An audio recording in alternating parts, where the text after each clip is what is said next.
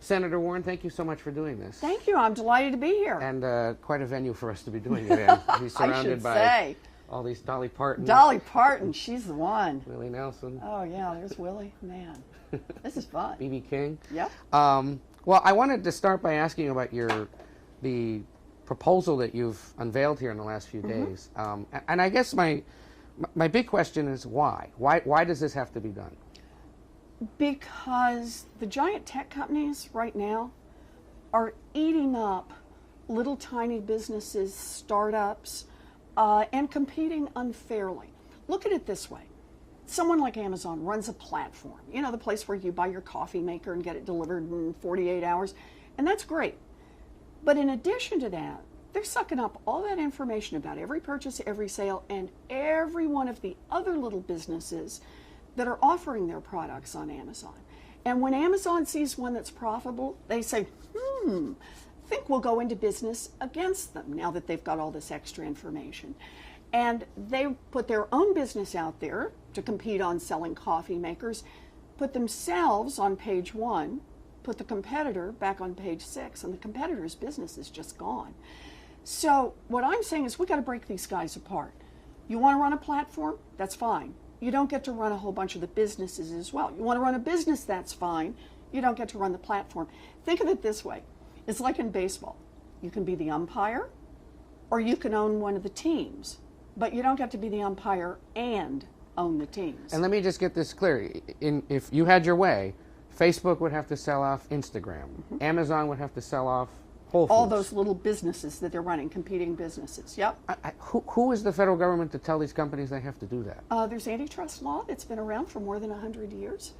And the federal government has done this many times. For example, broke up Standard Oil, broke up the great monopolies of the late 19th century and early 20th century. And the reason for that is so that we can keep a competitive economy. You know, I think of it this way. I like markets. I think markets produce a lot of good, but markets have to have rules. And so when everybody starts out, think of it like a plowed field. You know, everybody starts out, they plant their seeds, they make it go. That's great, as long as everybody's competing. But when one gets so big that it means nobody else gets a chance to compete, including no consumer gets any more choice, then we got a problem, and that's what antitrust laws are for. You can imagine, and you know, that this idea has gotten a lot of criticism. From? Well, we spoke, for example, to Howard Schultz, the guy who's thinking about running as an independent. Billionaire, yes, right? And he suggested that your proposal is, quote, inconsistent with our free enterprise system, and said that it's emblematic of Democrats proposing, his word, fantasy ideas that will never be implemented. And that instead, perhaps you could just find ways to discuss with these companies ways to make it more competitive. You mean we could ask these multi-billion-dollar companies nicely if they would not eat up the competition and just behave better in the marketplace? Really? We've had laws around against antitrust activity and predatory pricing for over 100 years because we understand that the way markets work are when there's real competition in that market. Look at Facebook, for example. You know, I don't know about you, but there are a lot of people who said, I don't like how Facebook handles privacy, right? They're sucking up all my information and my kids' information. So along comes WhatsApp. And WhatsApp says, tell you what, we're going to offer what we think is a better product and we're going to give you a lot better privacy. Now, Facebook had two choices at that point. Facebook could have said, dang, maybe what we better do is make our company better, compete more aggressively, see what people want on privacy, or we could use the fact that we are a multi-bazillion-dollar corporation and just stomp out the competition. They bought the competition, and now they're sucking the data out of the competition. But now they're also potentially shifting towards a more privacy-focused business model. Maybe, if that's what they decide. Do you actually believe them? We'll see. Well, we'll see. No, it's not good enough to say, we'll see. That's my privacy. That's my children's privacy. This is not about we'll see. This is about markets don't need AG and we all hope you will obey. It's you put a cop on the beat. The way markets work is they have to have rules and they have to have a cop to enforce them. A market without rules is theft.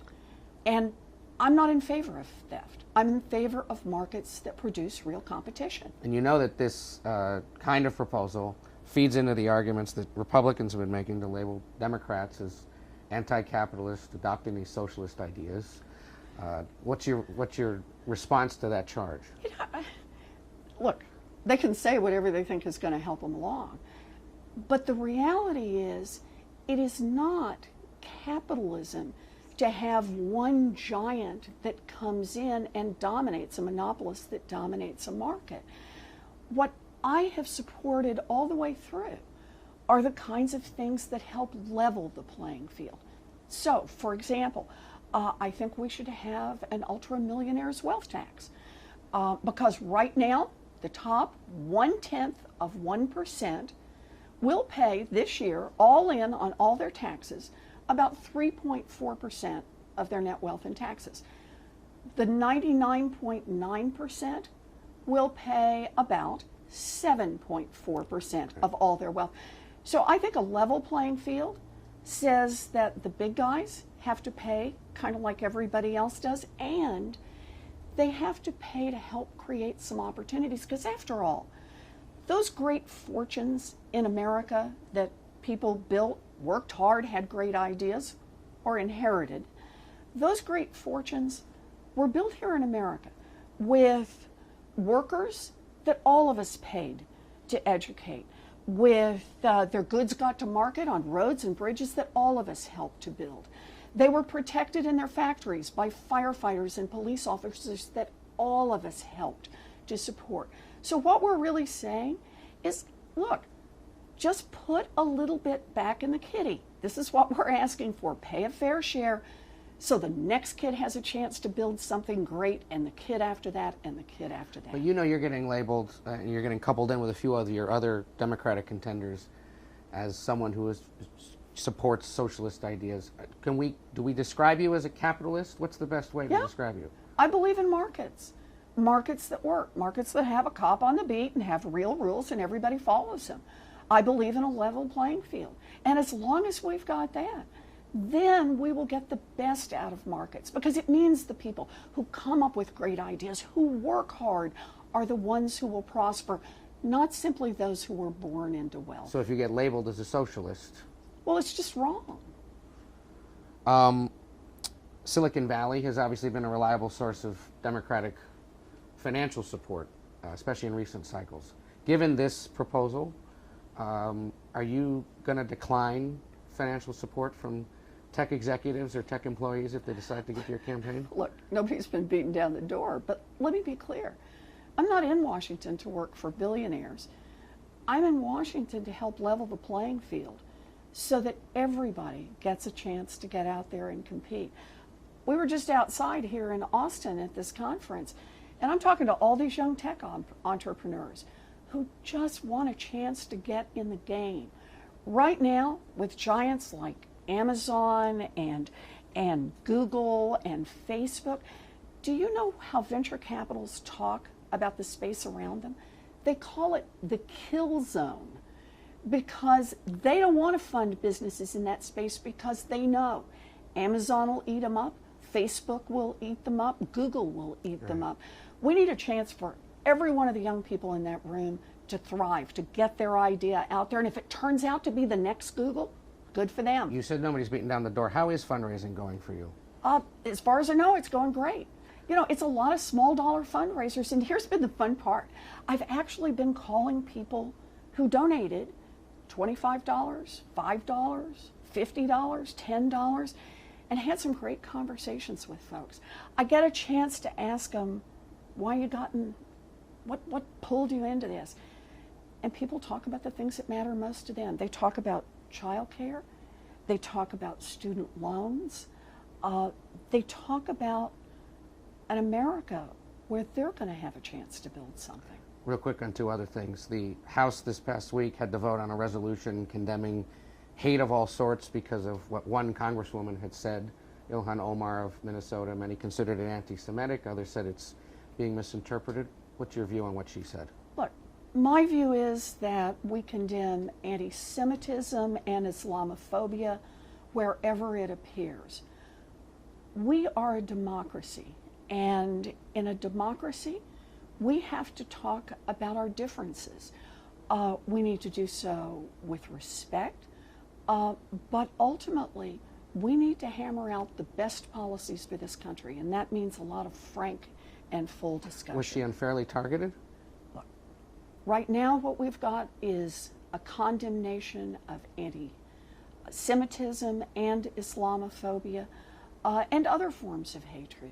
Hatred is not how we build a democratic dialogue. Hatred is not how we expand our ability to hear each other and to move this country in a direction of the best policies for us and for our allies around the world. And finally, we are anticipating that former Vice President Joe Biden is going to be getting into the presidential race soon. You're in the race already, which would presume that you think you're the best, most qualified person to be the Democratic nominee. Why are you better, more qualified, more worthy of support than the former Vice President, should he get in? I know exactly why I'm in this race. I'm in this race because Washington works great for the wealthy and the well-connected. It's just not working for anyone else. My entire life's work has been about trying to level the playing field so that not just the kids of rich people, but everybody's kids get a fighting chance to build a future. That's why I'm here. So if he gets in, does he draw support from the kind of Democrat You need a that pundit for that. Has he called you about whether or not he's actually going to run? Nope. All right. Senator Warren, thank you for taking the time. You bet. Good to Appreciate see it. you. Good to see you.